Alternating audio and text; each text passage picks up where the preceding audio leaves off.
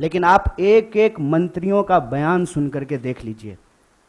जो लोग अग्निपथ योजना का फायदा गिना रहे हैं, ऐसा लग रहा है कि कोई चीज वो बेचने की कोशिश कर रहे हैं।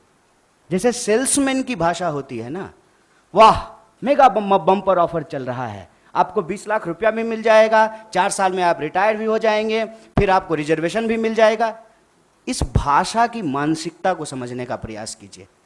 ऐसा लगता है कि रेलवे स्टेशन के बाहर कोई चूहा मारने की दवा बेच रहा हो। साहब आप मंत्री हैं, आप सबसे पहले देश की जनता को यह बताइए कि इस योजना की जरूरत क्या है। हर साल जब 50,000 से ज्यादा भर्तियां और नियमित भर्तियां, जिसमें टीए भी है, डीए भी है, पेंशन भी है, सेंट्रल स्कूल में एडमिशन का भी प्रावधान है, रेलवे का भी टिकट मिलेगा, हवाई जहाज का भी टिकट मिलेगा, और अगर सर्वोच्च बलिदान आप देते हैं, आपको शहादत होती है, तो आपके परिवार का भी ख्याल रखा जाएगा। इन तमाम बातों को छोड़ करके मंत्री कह रहे हैं कि आपको 20 लाख रुपया मिल जाएगा इस उम्र में। यह वही भाषा नहीं है कि प्रधानमंत्री जी बोले थे कि काला धन वापस आ जाएगा तो आपके खाते में 15 लाख रुपया मिल जाएगा। मिल गया क्या 15 लाख रुपया? जिस खाते में 15 लाख रुपया मिलने वाला था ना, उसी खाते में 20 लाख रुपया भी मिलेगा। इस मानसिकता को समझने की जरूरत है, और इसीलिए हम लोग इस योजना की जरूरत पे सवाल उठा रहे हैं। जब देश में एक नियमित भर्ती प्रक्रिया है, 2014 में देश बना है, उससे पहले क्या आर्मी में लोग बहाल नहीं होते थे? क्या हमारे पास जो एक प्रक्रिया नहीं थी, उस प्रक्रिया को खत्म करने का कारण क्या है? तब सरकार के कुछ दावे बताए जा रहे हैं। दावा क्या है? दावा यह है कि हम चाहते हैं कि हमारे देश के नौजवानों को रोजगार मिले। ये तो आप चाह रहे हैं, ये आप वादा भी कर चुके हैं कि हर साल आप 2 करोड़ नौकरी देंगे। उस 2 करोड़ नौकरी को छोड़ करके पीएमओ ने अभी ट्वीट किया कि हम 10 लाख रोजगार देंगे। साहब अगर आप रोजगार देने के लिए सीरियस होते, 28 लाख पोस्ट जो हैं वो सिर्फ सेंट्रल गवर्नमेंट में रिक्त पड़ा हुआ है, और आप स्टेट गवर्नमेंट में जाकर के देख लीजिए, भर्तियां नहीं की जा रही है। हकीकत क्या है? हकीकत यह है कि ये असली बात देश की जनता से छुपाना चाहते हैं। असली बात क्या है? आप सब लोगों को याद है कि जब नोटबंदी की गई तो यह दावा किया गया कि इसके बाद नक्सलवाद समाप्त हो जाएगा, आतंकवाद समाप्त हो जाएगा। कल ही जो है एक सब इंस्पेक्टर की फिर से टारगेटिंग किलिंग की गई है। नक्सलवाद की घटनाएं हो रही हैं, आतंकवादी घटनाएं लगातार हो रही हैं। अगर नोटबंदी करने के बाद आतंकवाद समाप्त हो जाता तो पुलवामा की घटना कौन करके गया है? कैसे पुलवामा की घटना हुई है? तो ये दावा करते हैं। जब उस दावे का आप पड़ताल करेंगे तो आपके ऊपर ही आरोप लगाना शुरू कर देंगे। एक व्हाट्सएप मैसेज घूम रहा है जिसमें कहा जा रहा है कि जिस भी योजना का कांग्रेस विरोध कर रही हो, ऐसा आप मान लीजिए कि वो योजना सही है। कांग्रेस के विरोध करने से आप चलते हैं? आप सत्ता में बैठे हुए मोदी जी, आपके ऊपर देश की जनता ने भरोसा किया है। विपक्ष के भड़काने से लोग भड़क जाते, विपक्ष की कही हुई बात लोग मान लेते, तो प्रधानमंत्री मोदी जी होते। इस देश के लोगों ने मोदी जी के ऊपर भरोसा किया, और मैं याद दिलाना चाहता हूं कि ये वही नौजवान हैं। ये उस वक्त हिंसा नहीं किए जब इनके माँ बाप हजारों किलोमीटर पैदल चल करके अपने घर गए। ये वही नौजवान हैं, ये तब भी हिंसा नहीं किए जब उनके परिवार को ऑक्सीजन नहीं मिल रहा था और वो तरप तरप करके जान दे रहे थे। ये तब भी हिंसा नहीं किए जब आपने हर साल 2 करोड़ नौकरी नहीं दी। मैं देश की सरकार से, भारतीय राष्ट्रीय कांग्रेस की तरफ से यह अपील करना चाहता हूं कि ये कोना कोना कौन कोना सोतली पुतो कोना खेलना बंद कीजिए। आप हकीकत में बताइए कि रियलिटी क्या है। क्या आपने विपक्ष को पूछा? आपने विपक्ष को पूछा कि हम कोई योजना ला रहे हैं? आपने कोई पार्लियामेंट्री कमेटी की मीटिंग की? या आपने नौजवानों को पूछा कि हम आपका भलाई करना चाहते हैं किसानों की तरह, और नौजवान कहते हैं कि हमको ये भलाई नहीं चाहिए? इस मनोदशा को समझिए साहब। हम ऐसे गांव से आते हैं, ऐसे इलाके से आते हैं, कोई ऐसा साल नहीं गुजरता है साहब कि हमारे इलाके में कोई शहादत ना हुई हो। हमारे इलाके में लोगों के पास महज नौकरी नहीं है सेना, हम जानते हैं इस बात को। जब किसी परिवार में किसी बच्चे को सेना की नौकरी मिलती है, पूरे इलाके में उनका सम्मान होता है। और दुख के साथ साथ जब एक पार्थिव शरीर गांव आता है, आंखों में आंसू होने के बावजूद उस इलाके का सीना गर्व से चौड़ा हो जाता है कि हमारे बच्चे ने जो है देश के लिए सर्वोच्च सम्मान दिया है। सेना का सवाल देश की सुरक्षा का सवाल है, आप इसको मजाक मत बनाइए। और एक बात हमारे साथी भी कह रहे हैं, आप तमाम मीडिया लोग भी इसको बोल रहे हैं कि उसमें से 25% लोगों को, साहब 25% नहीं, अप टू 25%, ध्यान रखिएगा, यह है सेल्समैन मेगा बम्पर ऑफर की मानसिकता। अप टू 25% क्या होता है, मतलब 25% की भी गारंटी नहीं है। यह मत समझिए आप कि उसमें से एक को दे ही देंगे नौकरी, बहुत चालाकी से टर्म्स एंड कंडीशन लिख दिया है, अप टू 25%। और इसमें यह कितना गंभीर है, इस गंभीरता का आप अंदाजा लगाइए कि अभी आए हुए 3 दिन हुए हैं घोषणा किए हुए, 2 मेजर अमेंडमेंट हो चुका है, और जो फायदा गिनाए जा रहे हैं वो फायदा तो पहले से है। सेना में, आर्म फोर्सेस में, पैरामिलिट्री में भर्ती होने की मैक्सिमम आयु 25 वर्ष है। 25 वर्ष से ज्यादा में तो आप बहाल ही नहीं हो सकते हैं। उसके बाद अलग अलग रैंक पे आप कितना समय तक सेवा देंगे वो पहले से निर्धारित है। और जो लोग आर्मी की नौकरी समाप्त करके, सेवा समाप्त करके आते हैं, उनको अन्य जगहों पे सुविधाएं दी जाती है। भूतपूर्व सैनिकों को सुविधाएं दी जाती है, भूतपूर्व सैनिकों के परिवारों को सुविधाएं दी जाती है। और आप में से बहुत सारे लोग, मैं बहुत साधारण बात करता हूं, मुझे लंबी चौड़ी बात करनी नहीं आती है, क्योंकि कहते हैं जाके पैर न फटे विवाई, वो का जाने पीड़ पड़ाई। हमको पता है कि आर्मी में कौन लोग जाते हैं। गृह मंत्री का बेटा आर्मी में नहीं जाएगा, वो बीसीसीआई का सेक्रेटरी बनेगा।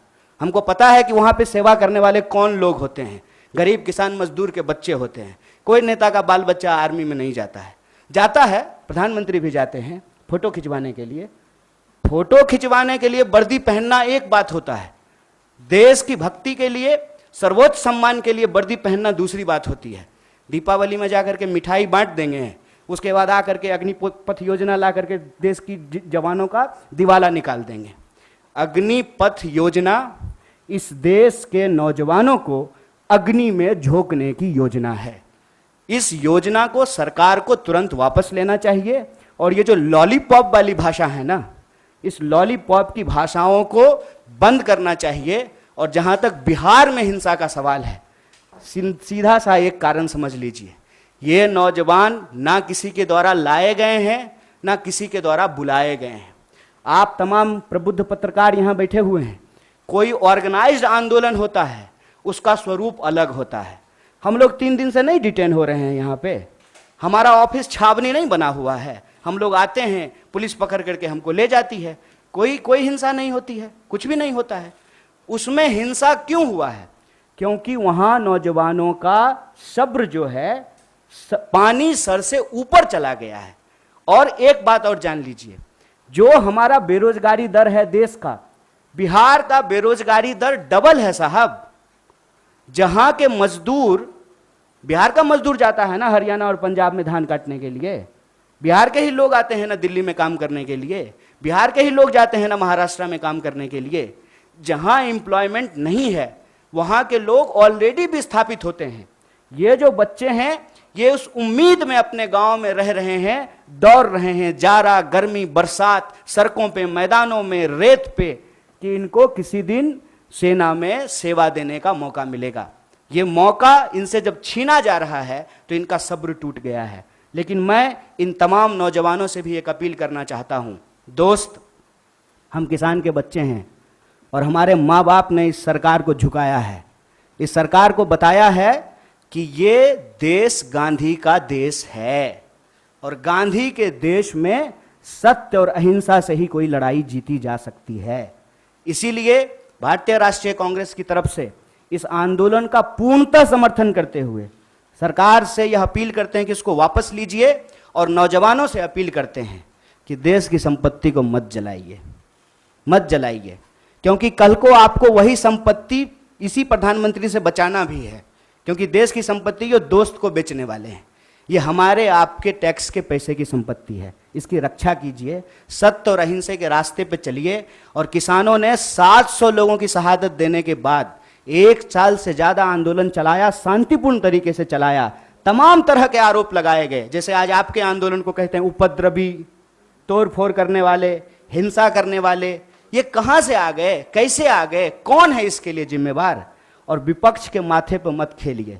विपक्ष की बात जनता अगर सुन रही होती तो आप देश के प्रधानमंत्री नहीं होते। इसलिए प्रधानमंत्री होने के चलते मैं आपसे अपील करता हूं कि इस योजना को आप वापस लीजिए। मीडिया रिपोर्टिंग में और कई जगह इस बात को बार बार हाईलाइट किया जाता है कि बिहार में आंदोलन हो रहा है। एक्चुअली एक डिजाइन है।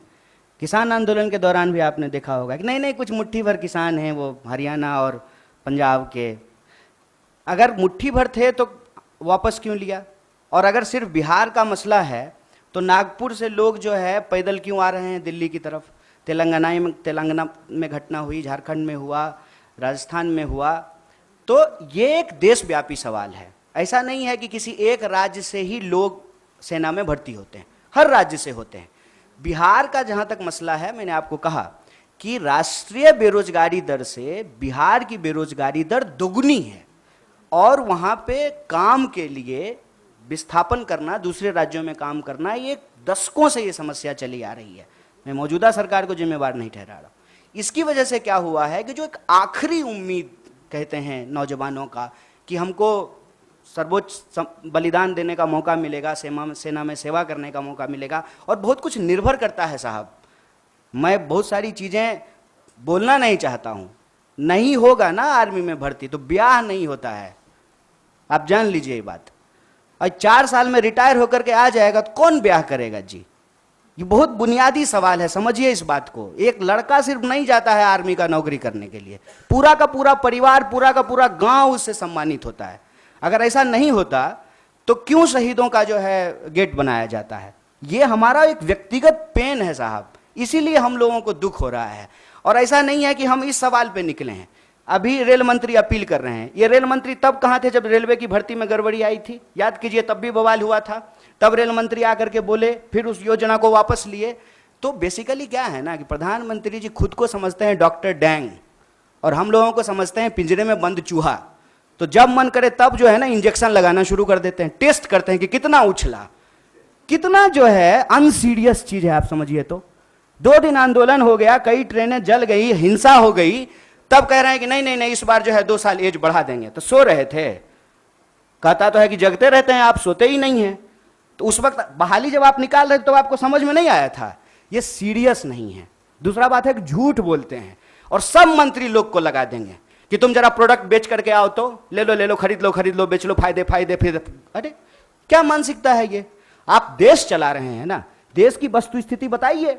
आप बताइए कि आर्थिक हालत यह है कि ऑलरेडी अमेरिका रिसेशन अनाउंस करने वाला है और आप नोटबंदी के बाद रिजर्व बैंक का जो रिजर्व पैसा है वो निकाल लिए हैं 8,500 करोड़ का विमान खरीदने के लिए। और ठीक कहा ना इन्होंने कि 71 साल में ये देश सेवा करने का दावा कर रहे हैं। मैं प्रधानमंत्री को कुछ बोल ही नहीं रहा हूं।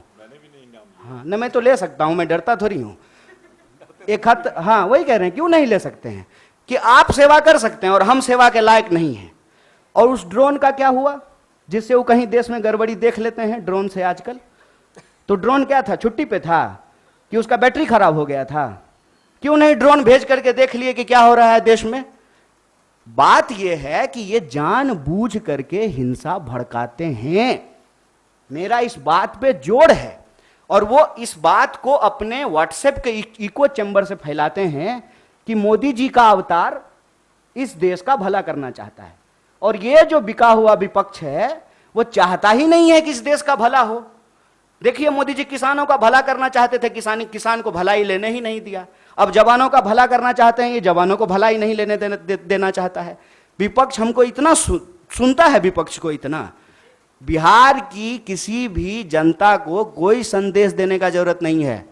बिहार ऐसा जगह है, सुन लीजिए साहब, मोहनदास करमचंद आए थे, हमने गांधी बना करके भेजा वहां से उनको। सिद्धार्थ आए थे, हमने बुद्ध बना करके भेजा उनको। हमारा काम नहीं है हिंसा करना। अगर हिंसा हो रही है इसके लिए सरकार जिम्मेवार है। और ये अग्निपथ योजना देश के युवाओं को अग्नि में झोंकने की योजना है। तो मैं बिहार के नौजवानों से यही कहूंगा, रे भाई इतना रिस्क लिए हो तुमको पता है। और आपको एक बात और मैं बताऊं, आप लोग इसको नोट कीजिएगा, जो लोग आर्मी का तैयारी करता है ना वो डर से जुलूस प्रदर्शन में नहीं जाता है। कि पुलिस केस हो जाएगा तो हमेशा के लिए नौकरी नहीं ले पाएंगे। तो ये वो नौजवान हैं जिनको ऑलरेडी ये लग चुका है कि हमको नौकरी ये सरकार अब नहीं देगी, अब बहुत कुछ हो गया।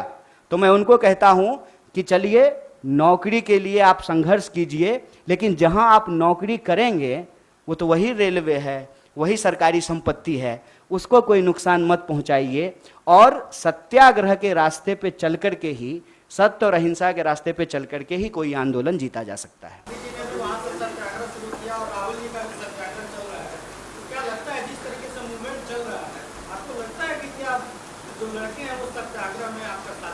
देखिए, हम ज्योतिषी तो नहीं हैं और ये किसी को नहीं लग रहा था कि किसान आंदोलन के बाद जो है कृषि बिल वापस होगा।